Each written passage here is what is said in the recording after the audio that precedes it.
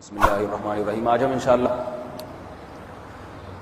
غسل سے متعلق کچھ احکام پڑھیں گے، چونکہ ہمارے ابھی طہارت کا ہی باب چل رہا ہے۔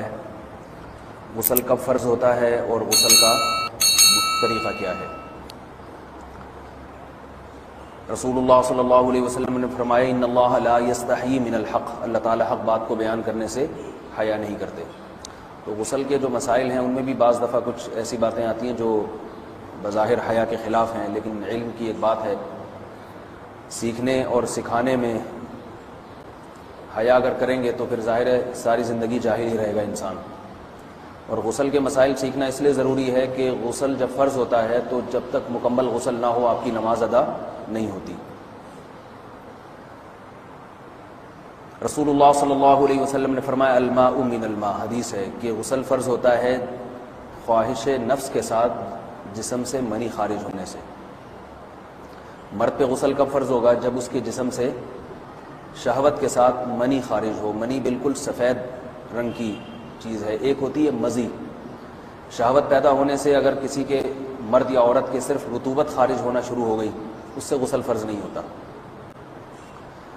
جب تک مکمل شہوت پوری نہیں ہو جاتی اور مادہ منویہ خارج نہیں ہو جاتا، چاہے احتلام کی صورت میں ہو یا کسی بھی طرح سے ہو۔ مردوں کے ساتھ چونکہ یہ بہت زیادہ ہوتا ہے نائٹ فال کی صورت میں، مردوں پر غسل کی یہ صورت بہت زیادہ فرض ہوتی ہے۔ جیسے ہی بلوغت ہوتی ہے تو احتلام شروع ہو جاتا ہے، ہفتے میں 1 دفعہ 2 دفعہ 3 دفعہ، بعض نوجوانوں کو روزانہ بھی 2 دفعہ ہوتا ہے، جبکہ خواتین میں یہ والے غسل کی صورت بہت ہی کم ہوتی ہے کہ ان کو نائٹ فال ہو یا اس طرح سے غسل فرض ہو۔ ہزاروں میں کسی ایک عورت کے ساتھ ایسا ہوتا ہے۔ ایک صورت تو یہ ہے غسل فرض ہونے کی۔ دوسری صورت کیا ہے کہ جب انسان اپنی زوجہ کے ساتھ ملاپ کرے اور انٹرکورس ہو جائے، چاہے اس صورت میں ڈسچارج دونوں میں سے کوئی ہو یا نہ ہو، لیکن دونوں پہ غسل فرض ہو جائے گا، مرد پہ بھی اور عورت پہ بھی۔ یہ تو مردوں کے غسل کے فرض ہونے کا۔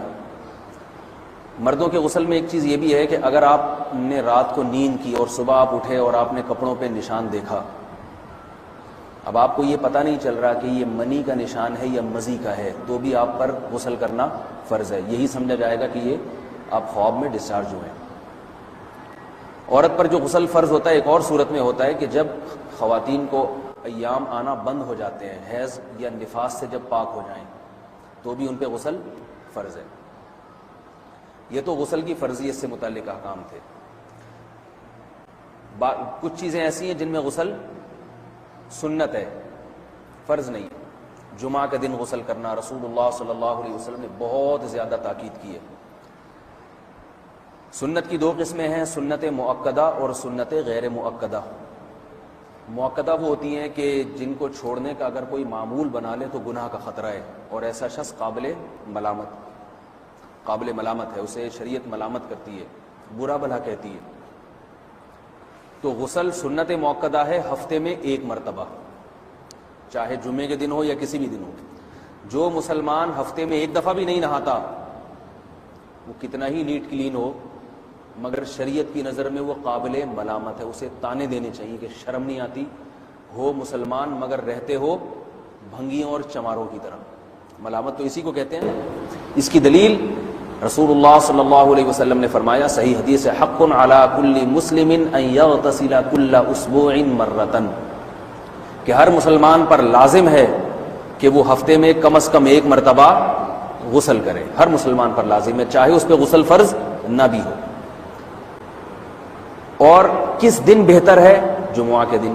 نبی صلی اللہ علیہ وسلم نے حکم دیا ہے کہ جمعے کے دن غسل کیا جائے۔ امام احمد ابن حنبل کا مذہب یہ ہے کہ جمعے کے دن غسل کرنا واجب ہے، صرف سنت نہیں ہے بلکہ واجب ہے، لیکن جمہور کا مذہب یہ ہے کہ سنت عمل ہے۔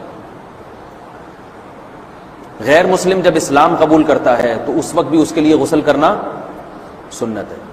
جب ہم مردے کو نہلاتے ہیں تو جو مردے کو نہلائے اس کے لیے بھی خود غسل کرنا افضل ہے، سنت عمل ہے۔ عید کے دن غسل کرنا سنت عمل ہے۔ تو یہ وہ تمام مواقع ہیں جن میں غسل کرنا رسول اللہ صلی اللہ علیہ وسلم کی سنت ہے۔ غسل کا طریقہ کیا ہے؟ غسل میں 3 چیزیں فرض ہیں، منہ بھر کے قلی کرنا، ناک میں پانی ڈالنا کہ ناک کی جو نرم جگہ ہے یہ اچھی طرح تر ہو جائے، اور پورے جسم پہ ایک مرتبہ پانی بہا دینا کہ جسم میں بال کے برابر جگہ بھی خشک نہ رہے. یہ تو ہے فرض، یعنی یہ کام کسی نے کسی بھی طرح سے کر لیا تو غسل ادا ہو جائے گا، چاہے اس کی نیت غسل کی تھی یا نہیں تھی.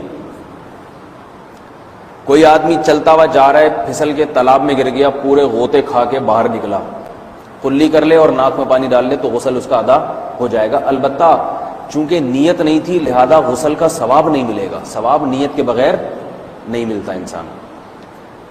دلائل اس کے الگ موضوع ہے کہ اس کی دلیل کیا ہے کہ بغیر نیت کے بھی غسل ہو جاتا ہے، لیکن میں نے بتایا دلائل کا سیشن نہیں ہے، اس میں پھر بات لمبی ہو جائے گی. تو یہ تو ہے فرض، پورے جسم پہ پانی بہانا کلی اور ناک میں پانی. سنت طریقہ کیا ہے؟ رسول اللہ صلی اللہ علیہ وسلم غسل کیسے کرتے تھے؟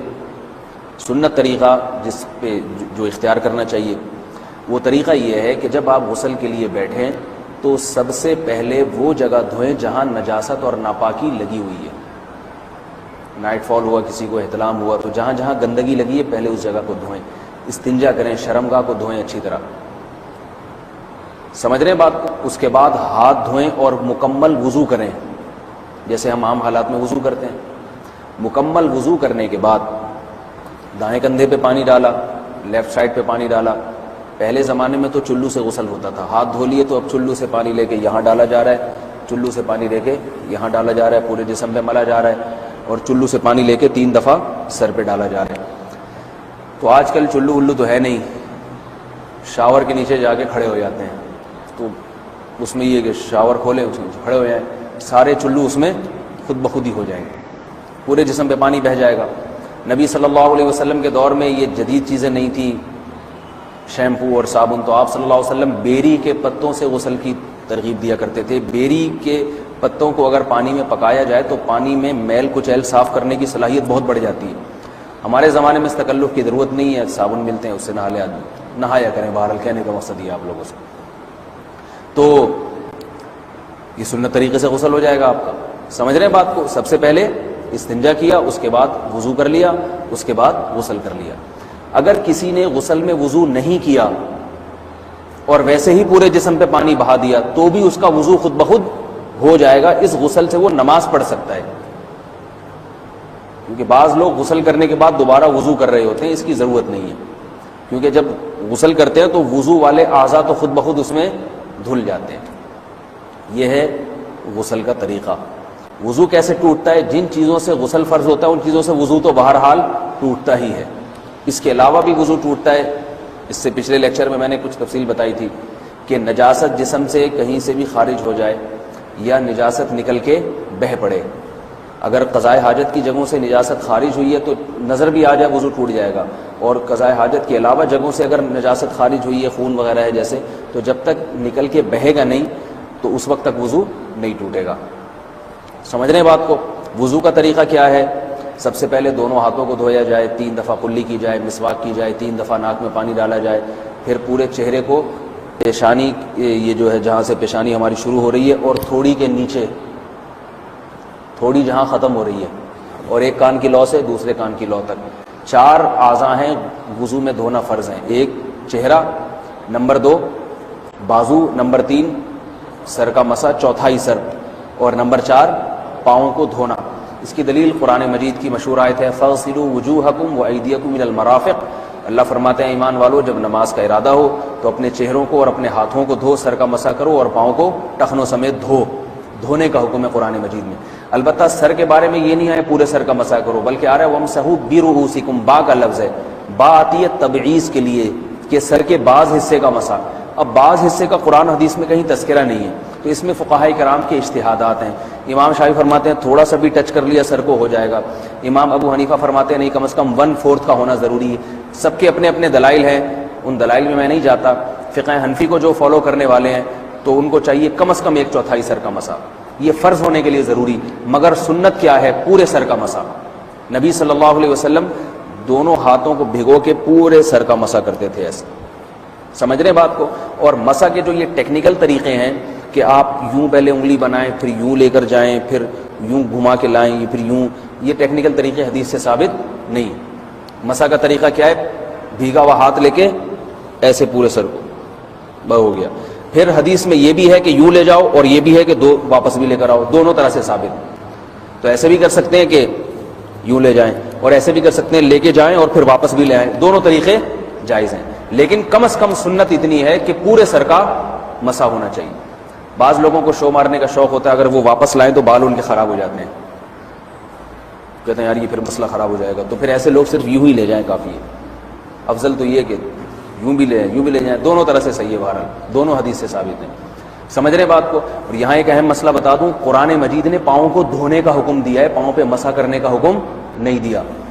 اور حدیث میں خفین پر مسح کرنے کا حکم ہے. تو قرآن اور حدیث کو فقہا نے جمع کیا ہے. لہذا وہ موزے جن میں آسانی سے پاؤں دھوئے جا سکتے ہیں, ان میں چاروں ائمہ کے نزدیک پاؤں پہ مسح کرنا جائز نہیں.